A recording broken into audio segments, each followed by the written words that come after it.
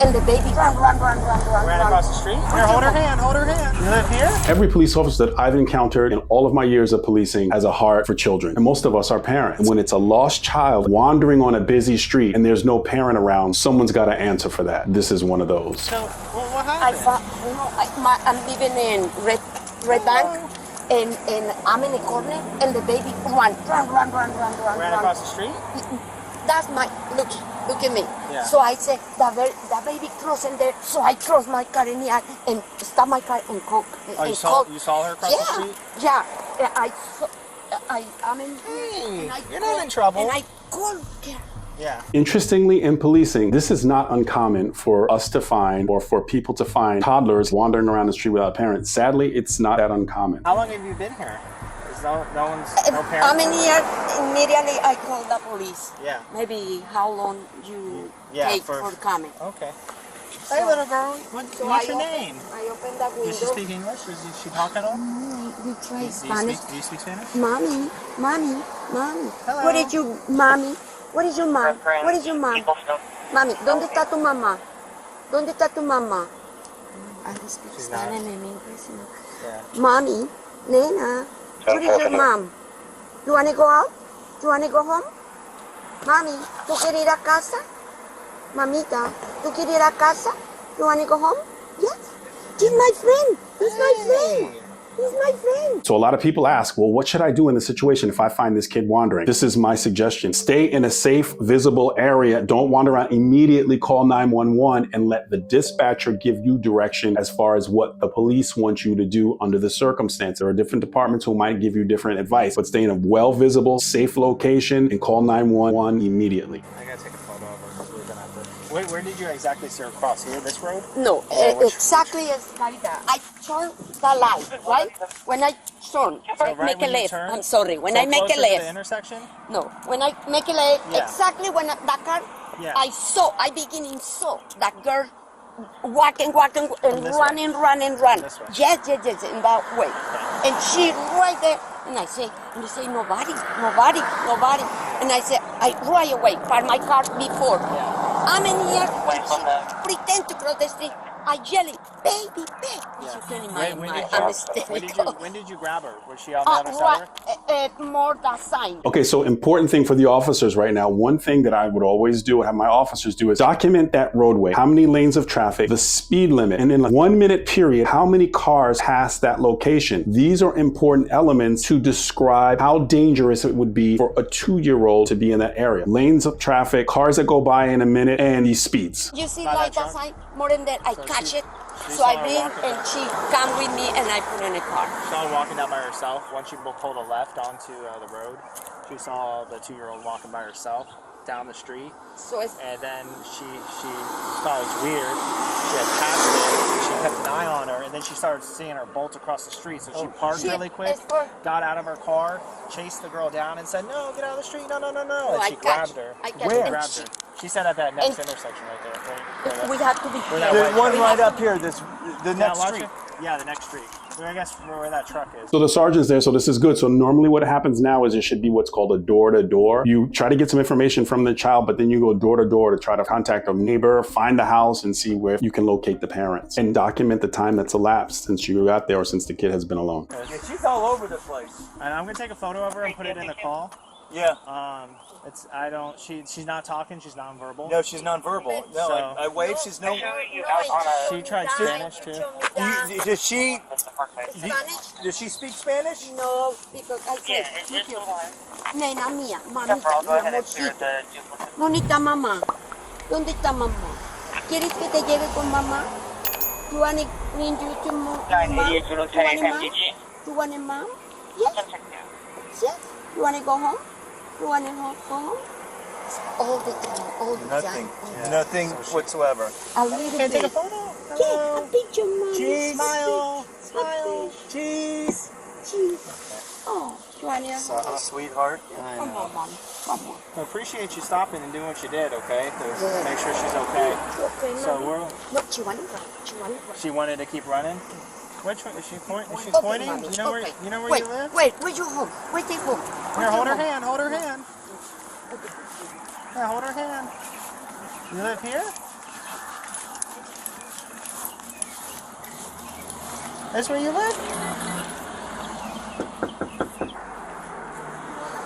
Not here?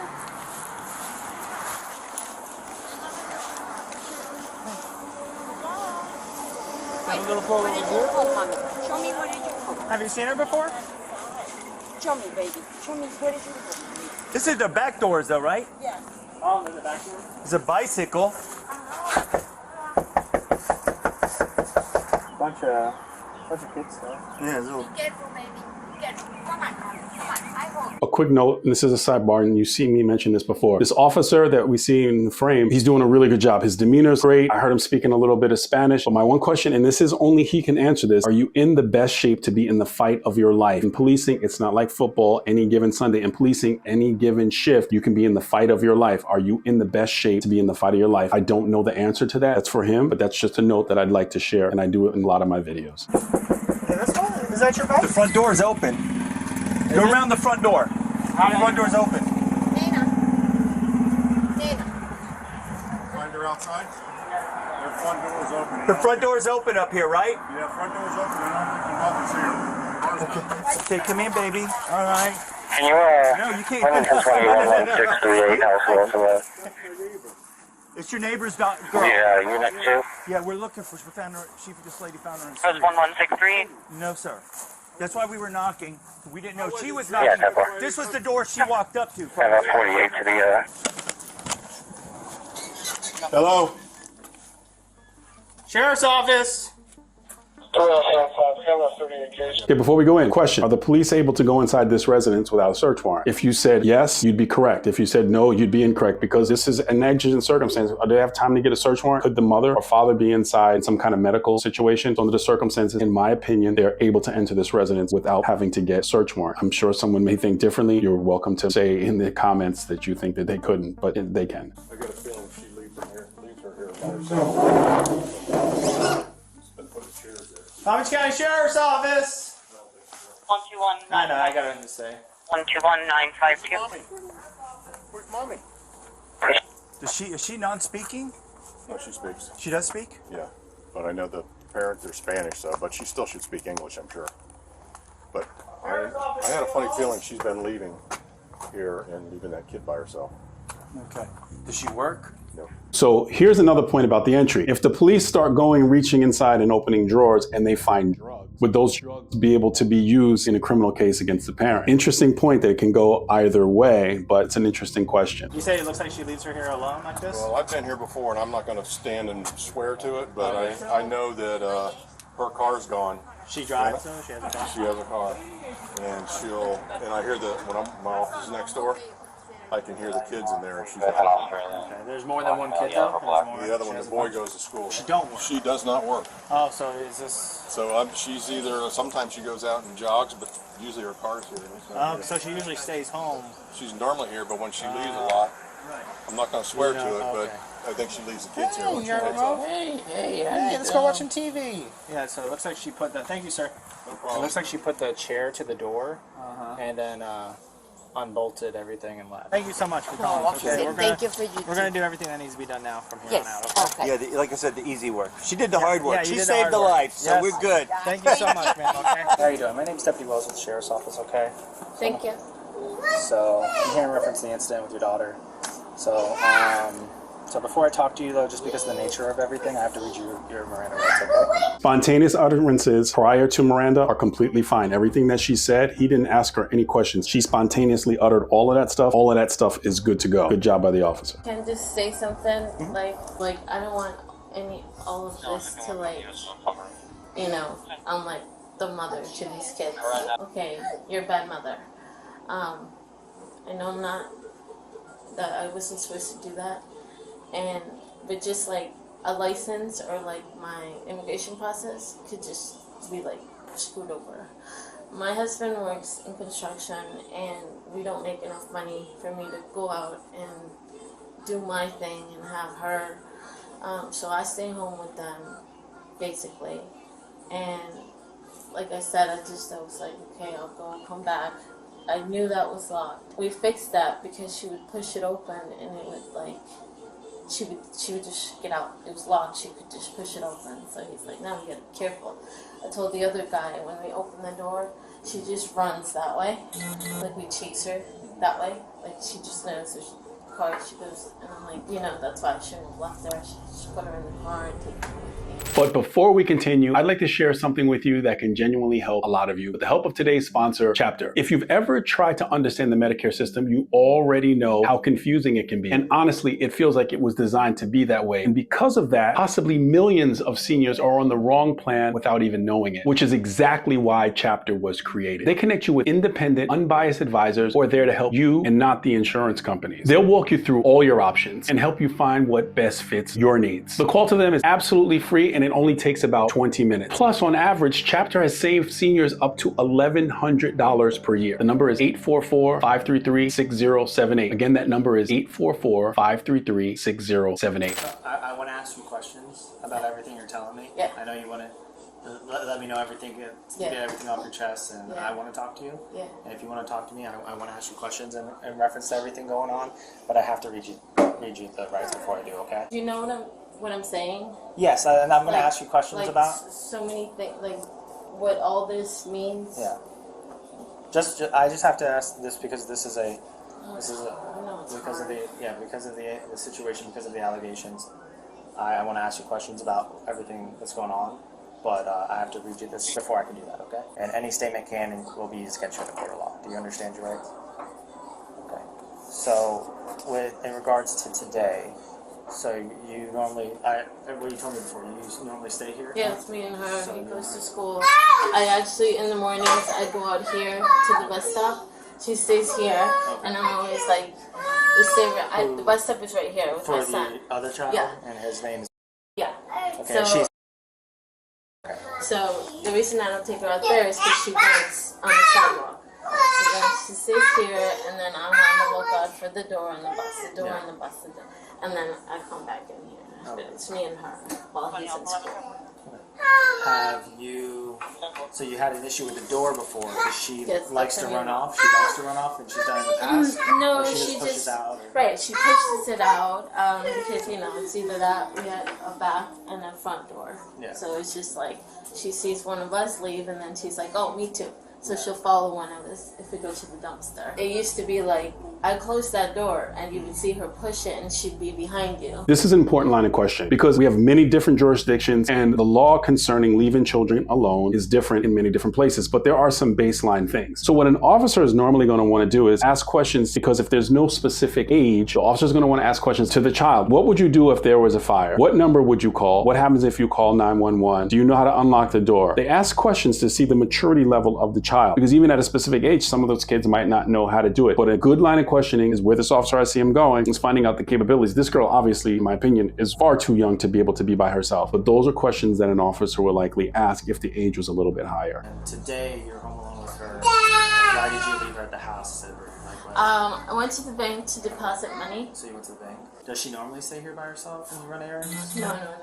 It's like, okay, if she's sleeping, it's like, okay, the only thing I have here is like Publix, where we'll go walking in the stroller, or that's the only thing that's close. So why'd you leave her alone today?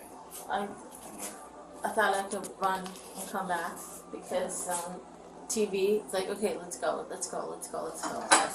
Turn everything off and then kind of pick her up screaming and put her in the car. So she was watching TV. Yeah. And she would have possibly gotten upset if you pulled her away from the TV. It's like, let's go, and put took you her in the into car. the car. Would you say she needs though constant supervision? Yeah, she's a toddler. Yeah, like I she's said. Not old enough to. No, Yeah. I get it. Like I said, if Yeah. we go throw away the trash, we close the door, and then we realized that she could just push it open. She was trying to push it. She'd be behind. When was that? When did you get that fixed? Like when was? Maybe it's a month. So just to let you know why we're here. We got a call at I believe it was approximately like 9:45, 9:50 in the morning. Someone was driving down and saw your daughter running down the street, 3 blocks down, and they had turned from PGA onto Ellis and Wilson and saw your daughter running. Yeah, so that's the sidewalk. Because we go for a walk. we go for a walk, so she goes, that's where we go. Yeah. So she'll go straight. Yep. So that's like our. So she was running down. So the concerned citizen, and luckily she stopped. She first stopped and put her hazards on because she thought maybe you were chasing after her. Someone was chasing after her. Before, yeah. And so she was waiting to see if like the mom or who's grandma behind who was behind her. And she didn't see anyone. So she pulled over to a side street and she got out. And then she was even further down, almost a PGA. She just wants to get So she chased after her.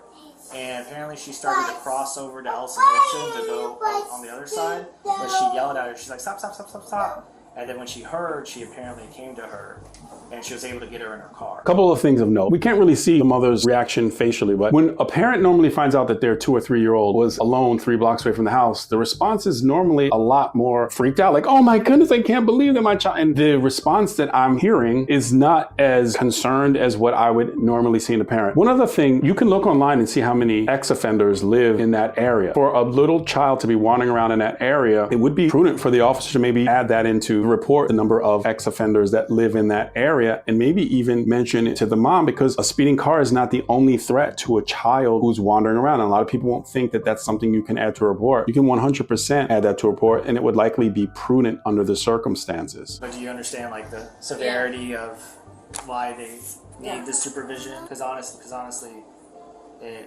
per Florida state statute, it is neglect if you don't have supervision over the minor. Where's dad work? Where's dad? He's at a construction site, and he will pull his head off. Is dad? Because he's always like, don't go to the trash, take her, go to take her. And you know, you're like, Mom, you're like, I can go faster if I do go. But if you take her with you go and come back. Go. I don't know. Is that able to come back here if they need it or anything like that? No.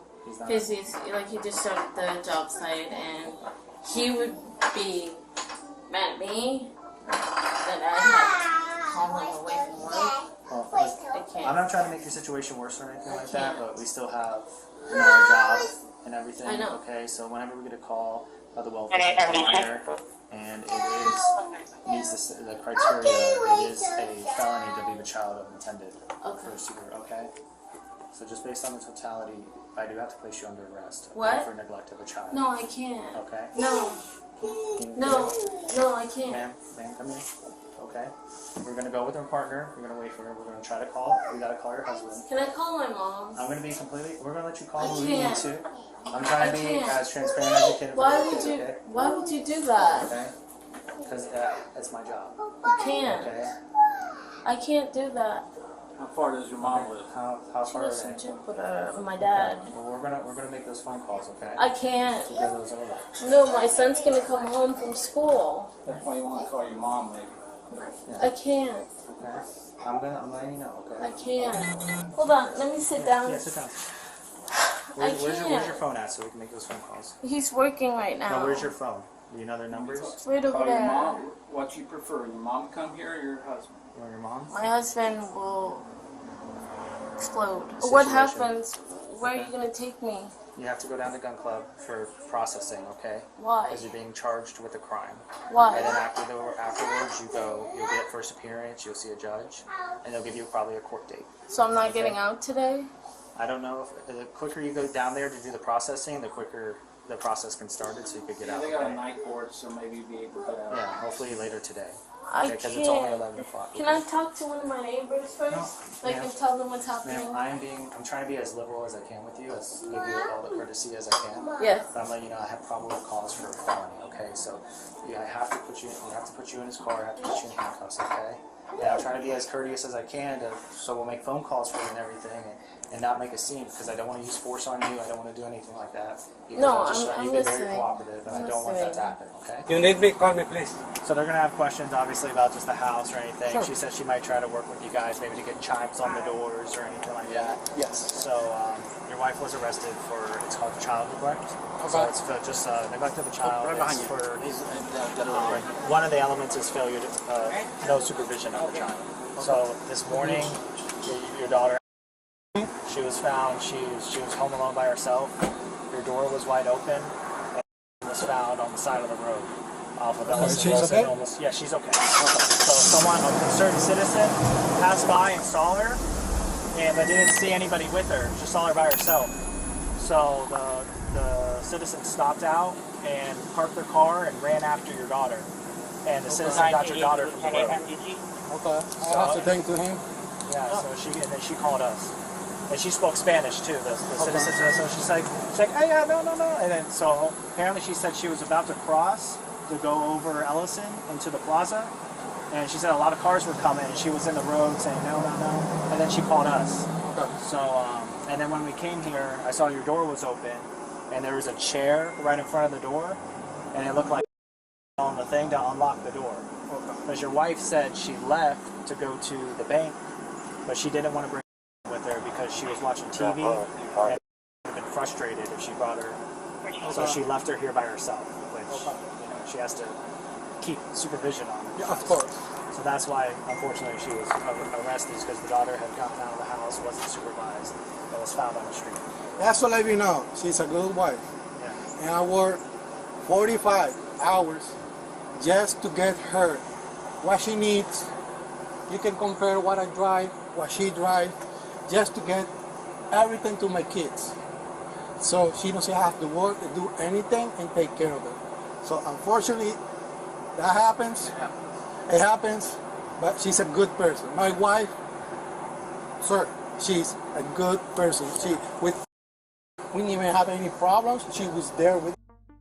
So you don't find any records, anything about my son, because she's always been there. A couple of things I'd like to address, and obviously people respond differently to stressful and traumatic situations. These parents' behavior is just atypical of what I've seen in my experience, especially the fathers. He said, is she okay, when he first found out about his daughter? But most parents that I've seen immediately want to see the child. The other thing is that his defense of his wife, admirable. But again, a lot of people in those circumstances, from what I've seen, they're a little pissed that you left our kid alone to walk down the street. And I'm not suggesting that I want to see dissension in a family. What I am suggesting is it's atypical from what I have seen, that people are usually upset when they find out their child was left alone. The other thing that I found interesting was that the mother's initial concerns were about her immigration paperwork and I believe her license. And those are valid concerns for a person to have. But again, in my training and my experience, what I have seen is that a person is more angry at themselves for doing something like that and leaving their child in that situation. I looked this case up and I saw the charging documents, and it looks like the mom was arrested for child neglect without great bodily harm. I hope this family got the assistance they needed. I hope that they can work this out and make better choices going forward. If you like this kind of content and you want to learn about policing, this is the place to do it. Like the video, send it to someone who might have a toddler and make sure that they don't leave them alone. It's not funny. Subscribe to the channel. Click on the videos on your screen for more content just like this.